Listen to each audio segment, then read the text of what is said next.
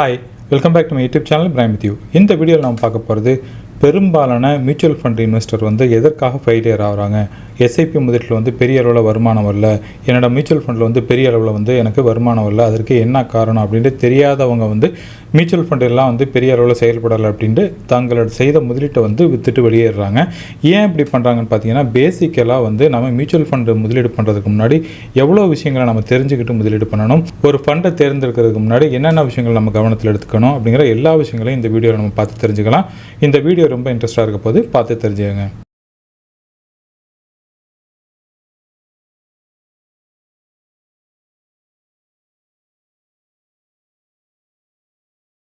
இந்த ஸ்க்ரீனில் நீங்கள் பார்க்குறது நான் ஒரு வெப்சைட் ஒன்று பப்ளிஷ் பண்ணியிருக்கேன். இந்த வெப்சைட்டில் நான் எப்படி 1 crore அச்சீவ் பண்ணேன் அப்படிங்கிறதுக்கு செயல்முறை விளக்கமாக ஃபுல் டீட்டெயில் கொடுத்துருக்கேன். நான் எந்த ஃபண்டில் போட்டிருக்கேன், என்ன போர்ஷன்ஸில் போட்டிருக்கேன் அப்படிங்கிற அந்த விஷயங்கள் நான் போட்டிருக்கேன். அடுத்தது சப்போஸ் உங்களுக்கு மியூச்சுவல் ஃபண்டை பற்றி ஒன்றுமே தெரியாத நபராக இருந்தால் உங்களுக்கு மியூச்சுவல் ஃபண்டை பற்றின full detail A to Z நீங்கள் அதில் பார்த்து தெரிஞ்சுக்கலாம்.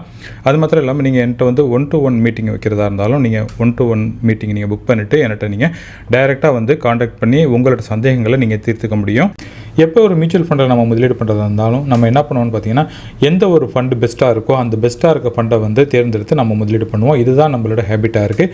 இப்படிப்பட்ட ஹேபிட்டை நீங்களும் செய்கிறவராக இருந்தால் இப்படிப்பட்ட ஹேபிட்டை குறைச்சிக்கோங்க. ஏன்னு கேட்டிங்கன்னா, இப்படி நீங்கள் தொடர்ந்து நீங்கள் இந்த ஃபண்டு பெஸ்ட்டாக இருக்குன்னு இதில் முதலீடு பண்ணுறதும், அந்த ஃபண்டு அவர் சொன்னார் அது நல்லா செயல்படுதுன்னு அப்படின்னு அதில் போய் முதலீடு பண்ணுறோம், இப்படி மாற்றி மாற்றி நீங்கள் அமைச்சிக்கிட்டு நீங்கள் முதலீடு பண்ணிங்கன்னா உங்களோட முதலீடு பெரிய அளவில் வளராது. அதற்கு முன்னாடி நம்ம மியூச்சுவல் ஃபண்டில் தேர்ந்தெடுக்கிறது எப்படி அப்படிங்கிறத தெரிஞ்சுக்கலாம். ஸோ மியூச்சுவல் ஃபண்டை பொறுத்த வரைக்கும் பலருக்கும் அந்த 1 கோடி ரூபா அப்படிங்கிற ஒரு கனவு இருக்கும். அந்த கனவை எப்படி நம்ம அடையணும், அதற்கு நம்மளோட போர்ட்ஃபோலியோ எப்படி அமைச்சுக்கணும் அப்படிங்கிற எல்லா விஷயங்களையும் நம்ம தெரிஞ்சுக்கணும். அதற்கு முன்னாடி நம்ம ஒரு மியூச்சுவல் ஃபண்டில் முதலீடு பண்ணுறதுக்கு முன்னாடி என்னென்ன விஷயங்களை கவனிக்கணும் அப்படிங்கிறத பற்றி பார்க்கலாம். மியூச்சுவல் ஃபண்டை பொறுத்த வரைக்கும் பார்த்தீங்கன்னா ஏகப்பட்ட ஃபண்டு வெரைட்டி இருக்குது. உதாரணமாக லார்ஜ் கேப் இருக்குது, மிட் கேப் இருக்குது, ஸ்மால் கேப் இருக்குது, ஃப்ளெக்ஸி கேப் இருக்குது, இன்டர்நேஷனல் ஃபண்டு இருக்குது, டெட் ஃபண்டு இருக்குது, ஹைப்ரிட் இருக்குது, இப்படி ஏகப்பட்ட ஃபண்டு வகைகள் இருக்குது.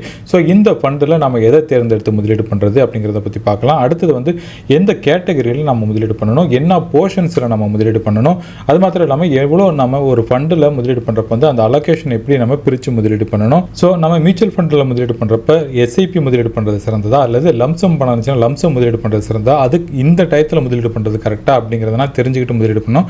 இப்படி தெரியாமல் போய் முதலீடு பண்ணிவிட்டு நம்மளோட முதலீட்டிலேருந்து பெரிய அளவில் லாபம் இல்லையே, நம்ம முதலீடு பெரிய அளவில் வளரலையே அப்படிங்கிற கருத்து பலருக்கும் இருக்கும். அந்த கருத்தை நம்ம எப்படி நம்ம எதிர்கொள்கிறது, அதில் நம்ம என்னென்ன விஷயங்களை கவனத்தில் எடுக்கணும் அப்படிங்கிறத பற்றி பார்க்கலாம். மியூச்சுவல் ஃபண்டில் எப்போ முதலீடு பண்ணுறதா இருந்தாலும் கோல் பேஸ்டில் முதலீடு பண்ணுறது சிறந்தது. அது எய்தர் உங்களோட ரிட்டையர்மெண்ட்டாக இருக்கலாம் அல்லது உங்கள் பிள்ளையோட எதிர்காலத்துக்கு நீங்கள் சேர்க்குறவராக இருக்கலாம். ஒரு 50 வயசில் எனக்கு ரிட்டையர்மெண்ட் ஆகணும் அப்படின்ற ஒரு கோலை நீங்கள் வச்சுட்டு முதலீடு பண்ணலாம். அல்லது அடுத்தது என்னோடய பிள்ளைக்கு எதிர்காலத்துக்கு நான் பணம் சேர்க்கணும் அப்படின்னு தீர்மானிச்சுக்கிட்டு நீங்கள் முதலீடு பண்ணலாம். இப்படி செய்கிற விஷயங்கள் இது கரெக்டாக, இது கோலா அப்படின்னு கேட்டிங்கன்னா கிடையாது. அதாவது 50 வயசில் நீங்கள் ரிட்டையர் ஆகணும்னு நீங்கள் விரும்புகிறீங்க. பட் அதே நேரத்தில் இந்த 50 வயசில் உங்களுக்கு எவ்வளோ ரிட்டையர்மெண்ட் தொகை வேணும் அப்படிங்கிறத கிளியர் கட்டாக நீங்கள் புரிஞ்சுருக்கணும். ஈவன் பிள்ளையோட எஜுகேஷனுக்கு, ஹையர் எஜுகேஷனுக்கு நீங்கள் ஒரு 1 கோடி ரூபாய் உங்களுக்கு தேவை. அந்த பணத்தை சேர்க்கறதுக்கு 20 வருஷ காலம் இருக்குது அல்லது ஒரு 15 வருட காலம் இருக்குது.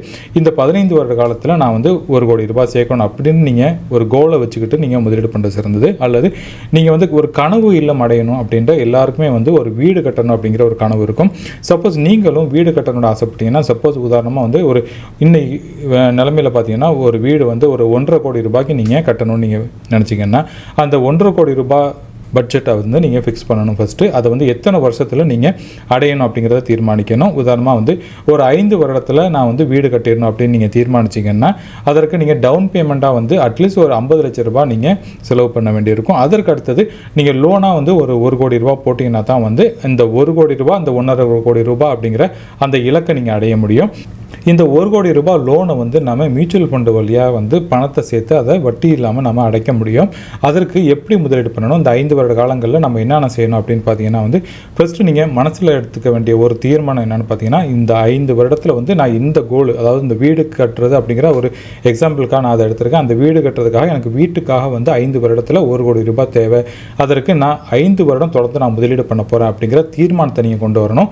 அதற்கு அடுத்தது என்ன பண்ணணும்னு பார்த்தீங்கன்னா, இந்த பணம் நீங்கள் முதலீடு பண்ணுறதை எக்காரணத்தை கொண்டு இந்த பணத்தை நான் எடுக்க மாட்டேன், இந்த பணம் எனக்கு தேவையில்லாத பணம் அப்படிங்கிறத மைண்ட் அளவில் நீங்கள் ஃபிக்ஸ் பண்ணணும். ஸோ அந்த முதலீட்டை எந்த வகையிலையும் நீங்கள் டிஸ்டர்பன்ஸ் இல்லாமல் அதை வளர விடணும். ஸோ இதை எல்லாத்தையும் நீங்கள் ப்ராப்பராக பண்ணிக்கிட்டாலே வந்து உங்களோட முதலீட்டில் வந்து நீங்கள் வெற்றி பெற முடியும். இது எல்லாம் ஓகே. இதுக்கப்புறம் வந்து உங்களோட ஒரு எமர்ஜென்சிக்காக வந்து ஒரு பணத்தை நீங்கள் சேவ் பண்ணி வச்சுக்கணும். உதாரணமாக வந்து நீங்கள் ஒரு இடத்துல வேலை பார்த்துட்ருக்கீங்க, எதிர்பாராத விதத்தில் வந்து ஒரு ஜாப் லாஸ் ஆகும் பட்சத்தில் ஒரு 5லேருந்து 6 மாதங்களுக்கு வந்து உங்கள் ஒரு மறு வேலை கிடைக்கிற வரைக்கும் அந்த பணம் கையில் இருந்தால் தான் வந்து நீங்கள் உங்கள் வாழ்க்கையை நடத்த முடியும். அதனால் வந்து எமர்ஜென்சி ஃபண்டு வந்து அட்லீஸ்ட் மினிமம் ஒரு 6 மாதமாச்சும் நீங்கள் வச்சுக்கிறது நல்லது. ஸோ இது எல்லாம் பண்ணியாச்சு. இதற்கு அடுத்தது நம்ம செய்ய வேண்டிய விஷயம் என்னென்னு பார்த்தீங்கன்னா, identify the risk taking ability. அதாவது உங்களுக்கு தெரியும் நீங்கள் எந்த அளவு உங்கள் செய்கிற முதலீட்டில் வந்து ஒரு ரிஸ்க் எடுக்கலாம் அப்படிங்கிற அந்த அபிலிட்டி வந்து உங்களுக்கு தெரியும். ஸோ அதற்கு என்னென்ன காரணத்தில் நம்ம கண்டுபிடிக்கலாம்னு பார்த்தீங்கன்னா வந்து இன்வெஸ்ட்மெண்ட் எக்ஸ்பீரியன்ஸ். சப்போஸ் நீங்கள் வந்து மியூச்சுவல் ஃபண்டில் புதுசாக முதலீட்டு செய்யும் நபராக இருந்தால் உங்களோட அந்த ரிஸ்க் டேக்கிங் அபிலிட்டிங்கிறது ரொம்ப குறைவு, அதாவது லோ அப்படின்னு நம்ம வச்சுக்கலாம். அதே நேரத்தில் உங்களோட வயது வந்து 28 வயசுக்குள்ளே தான் இருக்குது, ஒரு 25 வயது தான் எனக்கு இருக்குங்கிற பட்சத்தில் வந்து நீங்கள் எல்லாத்தையும் வந்து ஒரே டயத்தில் நீங்கள் ஃபுல் ரிஸ்க்காக எடுக்க முடியாது. ஏன்னா நீங்கள் இப்போ தான் ஏர்ன் பண்ணவே ஆரம்பிச்சுருப்பீங்க. உதாரணமாக நீங்கள் ஒரு 2000 ரூபாய் நீங்கள் முதலீடு செய்யும் நபராக இருந்தால் ஒரு ஃபண்டை தேர்ந்தெடுத்து முதலீடு பண்ணுங்க அப்படின்னு சொல்லுவேன். பட் அதே நேரத்தில் கொஞ்சம் எக்ஸ்பீரியன்ஸாக இருக்குது, அதாவது ஏற்கனவே நீங்கள் மியூச்சுவல் ஃபண்டில் முதலீடு பண்ணிகிட்டு இருக்கும் நபராக இருக்கும் பட்சத்தில் உங்களுக்கு நல்ல ஒரு எக்ஸ்பீரியன்ஸ் இருக்குது. ஸோ நீங்கள் எல்லாம் வந்து இன்னும் வந்து கொஞ்சம் லோ ரிஸ்க்லேருந்து வந்து ஒரு மாடரேட் ரிஸ்க் எடுத்து நீங்கள் முதலீடு பண்ணலாம். ஸோ இந்த காரணம்னா வந்து எப்படி தெரியணும் அப்படின்னு பார்த்தீங்கன்னா, ஃபஸ்ட்டு நம்ம இன்வெஸ்ட்மெண்ட் எக்ஸ்பீரியன்ஸை வச்சு தீர்மானிக்கணும். அடுத்தது உங்களோட வயது, அதுக்கப்புறம் வந்து அந்த ரிட்டர்ன் வந்து உங்களுக்கு இந்த பணம் வந்து ஒரு எத்தனை வயதுக்கு அப்புறம் தேவை, எத்தனை வருடத்துக்கு அப்புறம் தேவை அப்படிங்கிற அந்த டைம் ஹரிசன் வந்து தெரிஞ்சிருக்கணும். ஃபோர்த்து பார்த்தீங்கன்னா இன்வெஸ்ட்மெண்ட் அமௌண்ட், அதாவது எவ்வளோ அமௌண்ட்டு நீங்கள் முதலீடு பண்ணுறீங்க இதெல்லாம் தெரிஞ்சுக்கிட்டு நம்ம செய்கிறது முதலீடு பண்ணுறது சிறந்தது. ஸோ அதை நம்ம எப்படி ஐடென்டிஃபை பண்ணுறது அப்படின்னு பார்த்தீங்கன்னா வந்து ஒரு நார்மலான ஒரு கால்குலேஷன் இருக்குது. அதாவது 100 மைனஸ் யுவர் ஏஜ். அதாவது சப்போஸ் நீங்கள் ஒரு 100 எடுத்துக்கிட்டு உங்களோட வயது வந்து ஒரு 40 வயதாக இருக்கும் பட்சத்தில் வந்து நீங்கள் 60% வந்து நீங்கள் ஈக்விட்டியில் முதலீடு பண்ணலாம், பாக்கி இருக்கிற 40% வந்து டெட்டில் முதலீடு பண்ணலாம். சப்போஸ் உங்களோட வயது வந்து 50 வயது இருக்கும் பட்சத்தில் வந்து நீங்கள் 50% வந்து ஈக்விட்டிலையும் 50% நீங்கள் டெட்லையும் முதலீடு பண்ணலாம். இதை இப்படி தான் முதலீடு பண்ணணும் அப்படிங்கிறதுக்கு எந்த ஸ்ட்ரிக்ட் ரூலும் கிடையாது.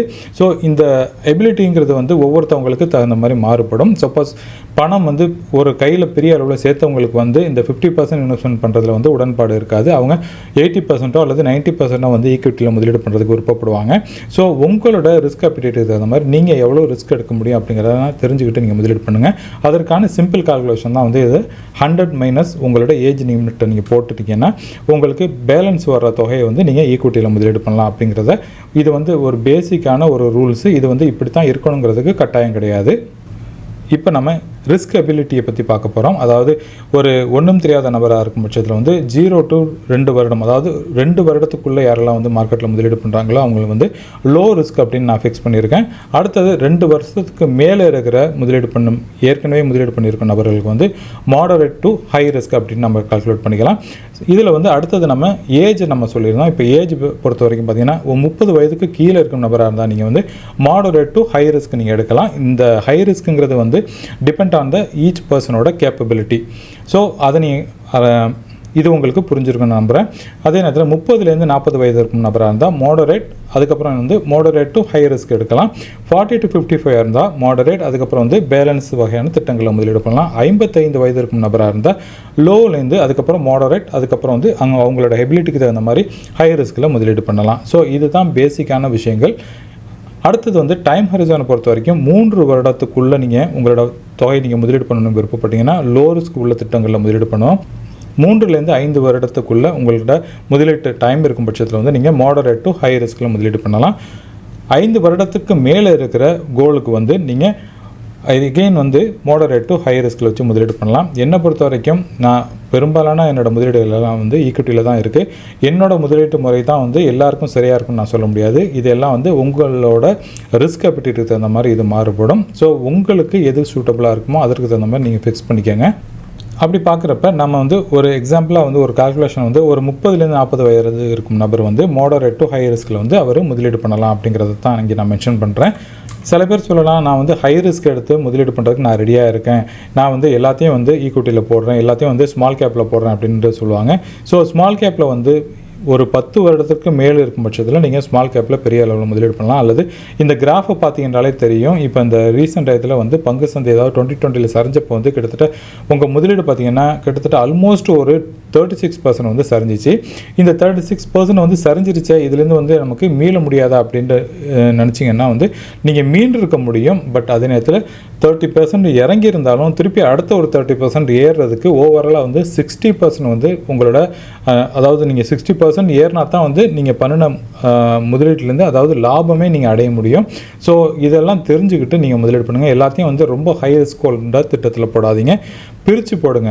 மியூச்சுவல் ஃபண்டில் வந்து எப்போ முதலீடு பண்ணுறதாலும் large cap, mid cap, small கேப்னு பிரித்து போடுங்க. எல்லாத்தையும் ஒரே வகையான திட்டங்களில் போடாதீங்க. இந்த ஸ்க்ரீன் நீங்கள் பார்க்குறது நம்ம எந்தெந்த ஃபண்டில் எப்படி முதலீடு பண்ணணும் அப்படிங்கிறத ஜஸ்ட் ஒரு எக்ஸாம்பிளுக்காக நான் உங்களுக்கு போட்டு காட்டுறேன். உதாரணமாக வந்து உங்களோட முதலீட்டில் வந்து நீங்கள் ஒரு லோ ரிஸ்க்லேருந்து ஒரு மீடியம் ரிஸ்க் எடுக்கிற நபராக இருந்தால் உங்களோட முதலீட்டில் வந்து எப்படி பிரித்து முதலீடு பண்ணணும் அப்படிங்கிறத பற்றி பார்க்கலாம். உதாரணமாக இதில் வந்து நம்ம கொடுத்துருக்க வந்து கோல்டு ஃபண்டு, அப்புறம் debt fund, hybrid fund, corporate bond. Corporate பாண்டுங்கிறது பார்த்தீங்கன்னா உங்களுக்கு ஒரு ஆவரேஜான ஒரு ரிட்டர்ன் கொடுக்கும், ஒரு 7 to 8% அப்படிங்கிற அளவுக்கு இருக்கும். ஹைப்ரிட் ஃபண்டை பொறுத்த வரைக்கும் 2 விதமான ஃபண்டுகள் இருக்குது. கன்சர்வேட்டிவ் ஹைப்ரிட் இருக்குது, அடுத்தது ஈக்விட்டி அக்ரெசிவ் ஹைப்ரிட்னு இருக்குது. இதெல்லாம் பார்த்தீங்கன்னா டெட்டும் இருக்கும், ஈக்விட்டியும் இருக்கும். இப்படிப்பட்ட ஃபண்டுகள் நீங்கள் தேர்ந்தெடுக்கலாம். சப்போஸ் டெட்டை பொறுத்த வரைக்கும் பார்த்தீங்கன்னா எனக்கு பெரிய அளவில் அதில் எதுவும் நாட்டம் கிடையாது. ஏன்னா டெட்டை பொறுத்த வரைக்கும் பெரிய அளவில் நமக்கு பெரிய ரிட்டர்ன் இல்லாதனால நான் அதை தவிர்த்துக்குவேன். சப்போஸ் கோல்டில் நீங்கள் முதலீடு பண்ண விருப்பப்பட்டீங்கன்னா ஒரு கோல்டு ஃபண்டை நீங்கள் தேர்ந்தெடுக்கலாம். இந்த ஒரு கோல்டு ஃபண்டில் எத்தனை % முதலீடு பண்ணலாம் அப்படின்னு பார்த்தீங்கன்னா உதாரணமாக வந்து ஒரு 10% வந்து நீங்கள் கோல்டில் முதலீடு பண்ணுறதா நம்ம எடுத்துக்கலாம். ஓகே, இப்போ நம்ம அடுத்தது நம்ம பார்க்க போகிறது இதில் வந்து லார்ஜ் கேப்பில் முதலீடு பண்ணணுமா, லார்ஜ் அண்ட் மிட் கேப்பில் போடணுமா, மிட் கேப்பில் போடணுமா அப்படின்னு கேட்டிங்கன்னா ஒரு லார்ஜ் கேப் ஃபண்டு வச்சுக்கோங்க. அப்படி பார்க்குறப்ப லார்ஜ் கேப் ஃபண்டை ஒன்று தேர்ந்தெடுக்கிறோம். இதில் வந்து எத்தனை % நம்ம முதலீடு பண்ணணும் அப்படின்னு பார்த்தீங்கன்னா குறைந்தபட்சம் ஒரு 50% வந்து நம்ம லார்ஜ் கேப்பில் போடுறதா நம்ம எடுத்துக்கலாம்.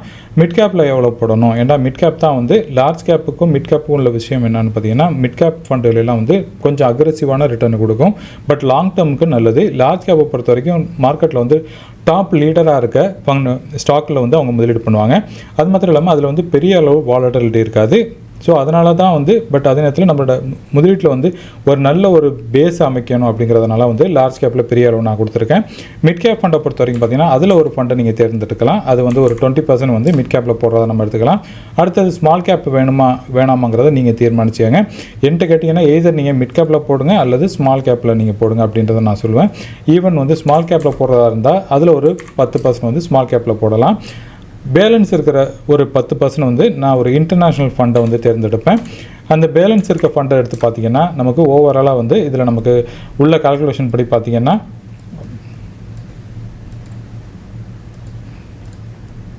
ஸோ ஓவராலாக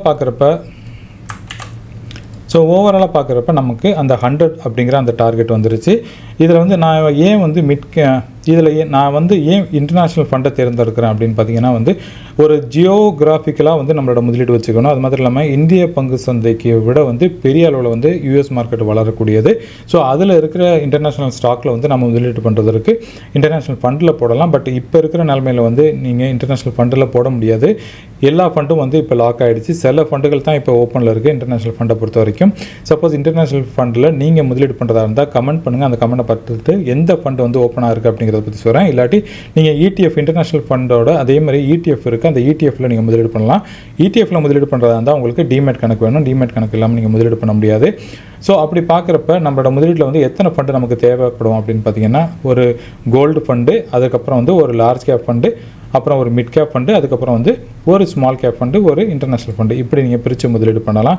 இதெல்லாம் வேணாம், இதுக்கு ரொம்ப டூ மச்சாக இருக்குது அப்படின்னு நீங்கள் ஃபீல் பண்ணிங்கன்னா என்னை பொறுத்த வரைக்கும் என்ன பண்ணலாம், நீங்கள் வந்து ஒரு ஃப்ளெக்ஸி கேப் ஃபண்டில் நீங்கள் முதலீடு பண்ணலாம். அந்த ஃப்ளெக்ஸி கேப் ஃபண்டில் ஒரு 70% வந்து நீங்கள் ஃப்ளெக்ஸி கேப்பில் முதலீடு பண்ணலாம். அதே நேரத்தில் ஒரு ஃபண்டு வந்து நீங்கள் மிட் கேப்பில் நீங்கள் முதலீடு பண்ணலாம். மிட் கேப்பில் வந்து ஒரு 10% முதலீடு பண்ணுறதுனால ஓவராலாக வந்து 100 ஆகிடும்.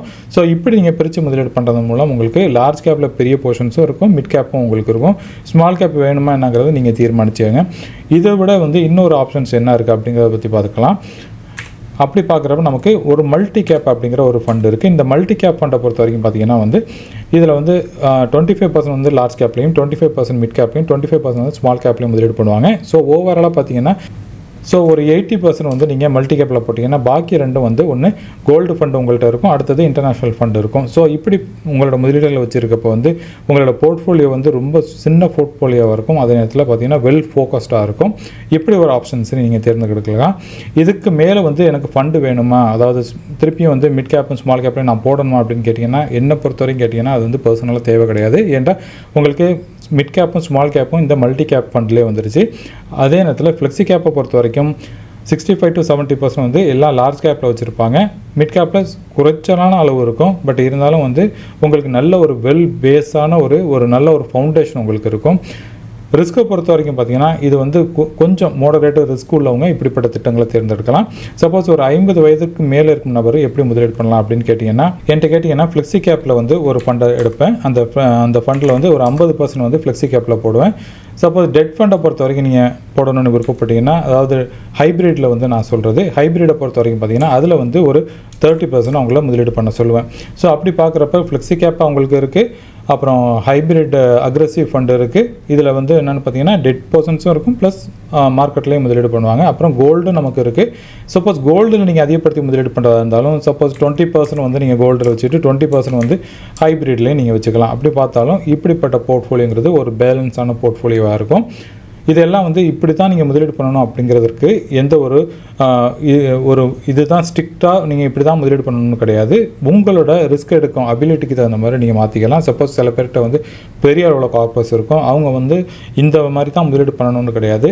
என்னை பொறுத்த வரைக்கும் எவ்வளோக்கு எவ்வளோ சின்னதாக உங்களோட போர்ட்ஃபோலியோ வச்சுக்கிறீங்களோ உங்களாட்டி மேனேஜ் பண்ணுறதுக்கு ஈஸியாக இருக்கும் அப்படிங்கிறத தான் நான் இங்கே சொல்கிறேன். ஸோ இப்படி நீங்கள் முதலீடு பண்ணுறது மூலம் உங்களோட மியூச்சுவல் ஃபண்டில் வந்து நீங்கள் பெரிய அளவோட லாபத்தை நீங்கள் ஈட்ட முடியும் அப்படிங்கிறத நான் இங்கே தெரிவிச்சுக்கிறேன்.